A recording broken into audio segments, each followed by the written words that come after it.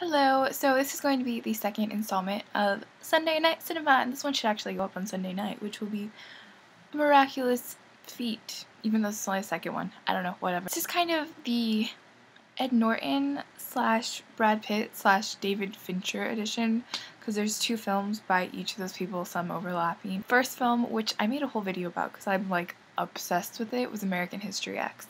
I really liked this film. I thought this film had so much style and was just so interesting and just had a lot to say, and I loved it. Edward Norton was amazing. Edward Furlong did a good job too. I mean, everybody in that film did a good job, but I kind of fell in love with Edward Norton. He was absolutely fantastic in this film, and I really liked it. So that made me want to watch kind of the film that he's kind of most famous for, which is Fight Club. I'd never seen Fight Club. I'm still reeling from Fight Club. I don't know how I feel about Fight Club. I'm just like, what is happening right now? Definitely, the twist definitely threw me over, and I was like, what the fuck is happening? Part of me is like, the thing that I didn't like about this movie is that other than Edward Norton, it has a cast of people that I don't really like. Like, Brad Pitt, before, like, 7 years ago, I don't really like very much. I was never a fan of young Brad Pitt, and I hate Helena Bonham Carter. I just can't stand her. I thought she did an okay job, but I think she was definitely the weakest character in this film, like the weakest actor. I don't know. She just doesn't do anything for me. I just always feel like bleh. But I think that Brad Pitt did do a good job playing Tyler Durden, but I think that Brad Pitt plays Tyler Durden or characters like Tyler Durden a lot, and I just wasn't that impressed by him. But I thought Edward Norton did a good job, a really good job, and I enjoyed his performance.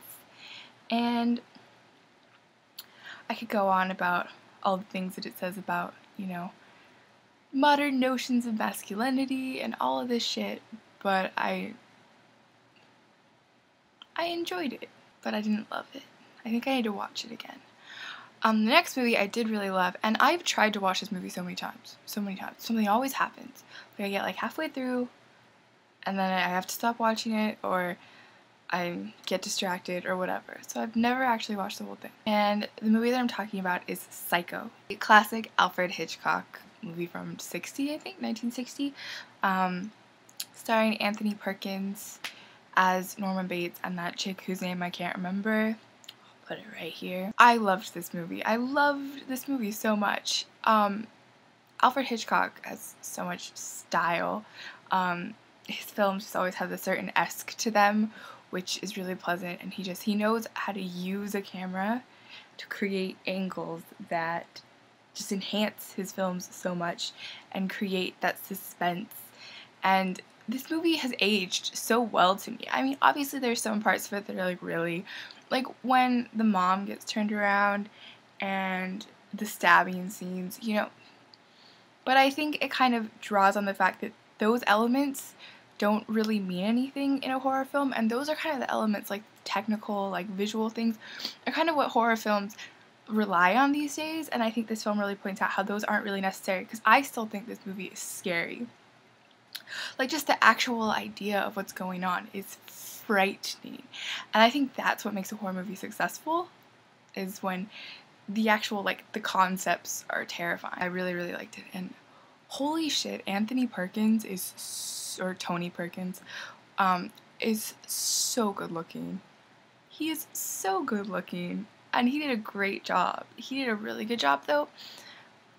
I mean, Norman Bates, I mean, obviously, Tony Perkins wasn't a psycho murderer, but he isn't that much different than how Tony Perkins kind of portrays himself in regular, like, interviews and stuff, but he definitely had great lines, you know, the scene where he's talking to her in his parlor or whatever.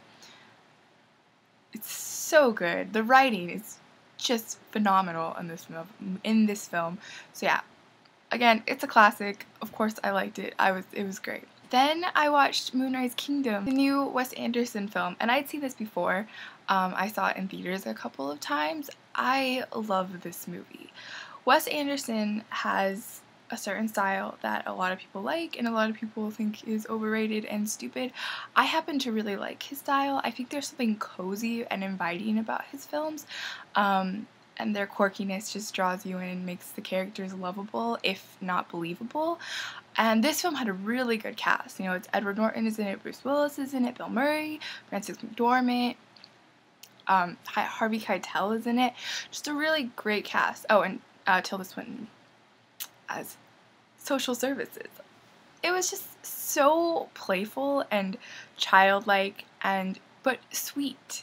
And you could see this movie being made with adult actors, but there was something about the fact that it was a story about children. I don't know, it was so great. And they were like the most badass kids ever. And when they were at Moonrise Kingdom, dancing to the Temple de la Mort, I have a terrible French accent, but I don't know how. Le Temple de la Mort, I guess is how you would say that. I don't know. I just loved it. It was just like fucking great. And it just had something about it. It was like everything you want your life to be like, and that's what you want to see in a movie, right? And then I watched Seven for the first time. So again, this is another Fincher movie. Wow. I watch a lot of movies that are considered disturbing, and so I wasn't expecting this to disturb me because it is a blockbuster, you know? This wasn't some like small, terrible like horror movie or anything. This movie was disturbing to me, but it was really good, and I think everyone across the board did a really good job. The sloth murder though, I couldn't. That was too much for me when that guy is still alive in his bed, and just thinking about those kinds of disturbing things that people are able to do. But also it does make you kind of think about John Doe's messages at the same time. I don't know. I read somewhere that this movie like had a vision or had it and stuck to it all the way through, and I can totally see what they're saying. It had a visual to it that was appealing, I guess you could say. It had this very like dark but also like there was certain like excessiveness to it. I don't know. There was a grit to it, but it wasn't your classic crime drama, but there was elements of that there. I really liked it, and Kevin Spacey, I think, is one of the best actors of this century or whatever. I think Kevin Spacey is so good at everything. And he did a great job in this film, and the ending of this film was powerful and just absolutely horrifying.